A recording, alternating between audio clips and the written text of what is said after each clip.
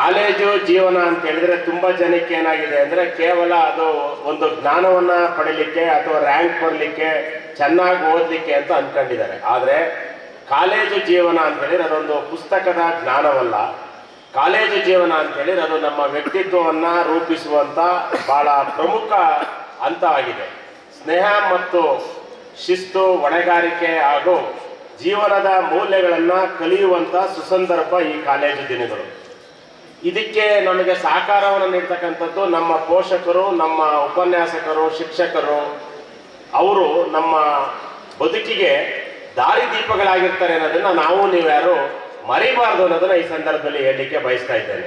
ಇನ್ನು ಉಪನ್ಯಾಸಕರು ನಿಮಗೆ ನೀಡುವಂತ ಜ್ಞಾನ, ಪ್ರೇರಣೆ ಮತ್ತು ಮೌಲ್ಯಗಳು ನಿಮ್ಮ ಭವಿಷ್ಯವನ್ನ ನೀವು ಉತ್ತಮ ಭವಿಷ್ಯವನ್ನಾಗಿ ರೂಪಿಸಿಕೊಳ್ಳೋದಕ್ಕೆ ಸಹಾಯ ಮಾಡುತ್ತೆ ಅನ್ನೋದನ್ನ ಈ ಸಂದರ್ಭದಲ್ಲಿ ಹೇಳಲಿಕ್ಕೆ ಬಯಸ್ತಾ ಇದ್ದೇನೆ. ಈ ಕಾರ್ಯಕ್ರಮಗಳ ಮುಖ್ಯ ಉದ್ದೇಶ ಏನು ಅಂತ ಹೇಳಿದ್ರೆ, ವಿದ್ಯಾರ್ಥಿಗಳಲ್ಲಿ ಪಠ್ಯೇತರ ಚಟುವಟಿಕೆಗಳಲ್ಲೂ ಭಾಗವಹಿಸೋದು. ಒಂದು ಕ್ರೀಡೆ, ಸಾಂಸ್ಕೃತಿಕ ಕಾರ್ಯಕ್ರಮಗಳಲ್ಲಿ ಭಾಗವಹಿಸೋದ್ರ ಮುಖಾಂತರ ನೀವು ಮಾನಸಿಕವಾಗಿ, ದೈಹಿಕವಾಗಿ ಗಟ್ಟಿಯಾಗಲಿಕ್ಕೆ ಈ ಪಠ್ಯೇತರ ಚಟುವಟಿಕೆಗಳಲ್ಲಿ ಭಾಗವಹಿಸೋದು ಮುಖ್ಯ ಅನ್ನೋ ಒಂದು ಮಾತನ್ನ ಈ ಸಂದರ್ಭದಲ್ಲಿ ಹೇಳಲಿಕ್ಕೆ ಬಯಸ್ತಾ ಇದ್ದೇನೆ. ಇನ್ನು ಸಾಂಸ್ಕೃತಿಕ ಕಾರ್ಯಕ್ರಮಗಳಲ್ಲಿ ಭಾಗವಹಿಸಿದಾಗ ನಮ್ಮ ನಾಡು, ನುಡಿ, ದೇಶ, ನೆಲ, ಜಲ, ಭಾಷೆ ಇವೆಲ್ಲವನ್ನು ಉಳಿಸುವಂತ, ಬೆಳೆಸುವಂತ ಜವಾಬ್ದಾರಿ ನಮ್ಮ ಮೇಲೆ ಇದೆ ಅನ್ನೋ ಒಂದು ಅರಿವು ಈ ಕಾರ್ಯಕ್ರಮಗಳಲ್ಲಿ ಭಾಗವಹಿಸಿದಾಗ ಮಾತ್ರ ಗೊತ್ತಾಗ್ತದೆ ಅನ್ನೋ ಒಂದು ಮಾತನ್ನ ಈ ಸಂದರ್ಭದಲ್ಲಿ ಹೇಳಲಿಕ್ಕೆ ಬಯಸ್ತಾ ಇದ್ದೇನೆ. ಅನ್ಕೊಂಬೋದು ನೀವೆಲ್ಲರೂ, ಇವತ್ತು ಯಾರು ಈ ಪ್ರಪಂಚದಲ್ಲಿ ಅಸಾಮಾನ್ಯರು ಅಂತ ಹೇಳ್ತೀವಿ,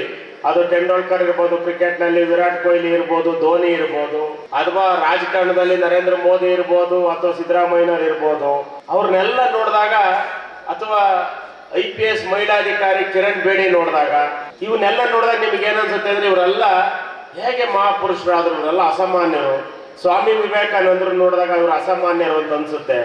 ಅಥವಾ ನಮ್ಮ ನಾಡಲ್ಲೇ ಹುಟ್ಟಿದಂತ ಜಗಜ್ಯೋತಿ ಬಸವೇಶ್ವರನ್ನು ನೋಡಿದಾಗ ಇವರು ಅಸಾಮಾನ್ಯರು ಅನ್ಸುತ್ತೆ. ದೂರ ಬೇಡ, ನಮ್ಮ ಜಿಲ್ಲೆನಲ್ಲೇ ಚಿಕ್ಕಮಗಳೂರು ಜಿಲ್ಲೆ ಕೊಪ್ಪ ತಾಲೂಕು ಹಿರೇಕುಡಿಗೆ ಗ್ರಾಮದಲ್ಲಿ ಹುಟ್ಟಿದಂತ ಕುವೆಂಪು ಅವ್ರು ನೋಡಿದಾಗ ಇವರೆಲ್ಲ ಅಸಾಮಾನ್ಯರು ಅಂತ ಅನ್ಸುತ್ತೆ. ಆದ್ರೆ ಅವರೆಲ್ಲ ಹುಟ್ಟಿದ್ದು ಸಾಮಾನ್ಯರೇ. ಆದರೆ ಅವರು ದೃಢ ನಂಬಿಕೆಯಿಂದ, ಹಾರ್ಡ್ ವರ್ಕಿಂದ ಅವರು ಅಸಾಮಾನ್ಯರಾಗಿದ್ದಾರೆ. ಹಾಗಾಗಿ ಸಾಮಾನ್ಯರಂತೆ ಹುಟ್ಟಿ ಅಸಾಮಾನ್ಯರಾಗಿರುವ ಅವರನ್ನ ನೋಡಿ ನಾವು ಯಾಕೆ ಸಾಮಾನ್ಯರಾಗಿ ಹುಟ್ಟಿರುವ ಅಸಾಮಾನ್ಯರಾಗಬಾರ್ದು ಅನ್ನೋ ಒಂದು ಛಲ ನಿಮ್ಮಲ್ಲಿ ಮೂಡಿದ್ದೇ. ಆದರೆ ಈಗ ನಿಮಗೇನೋ ಒಂದು ದೊರೆಯುವಂಥ ಒಂದು ಸಣ್ಣ ಪುಟ್ಟ ಅವಕಾಶಗಳನ್ನೇ ನಿಮ್ಮಲ್ಲಿರುವ ಅದ್ಭುತ ಸಾಧನೆಗೆ ಮೆಟ್ಟಿಲುಗಳನ್ನು ಮಾಡ್ಕೊಬೇಕು. ಇದನ್ನ ಯಾರು ಹೇಳಿದ್ದು ಅಂತ ಹೇಳಿದ್ರೆ ಅದು ಸ್ವಾಮಿ ವಿವೇಕಾನಂದರು ಹೇಳಿದ್ದಂಥ ಮಾತು.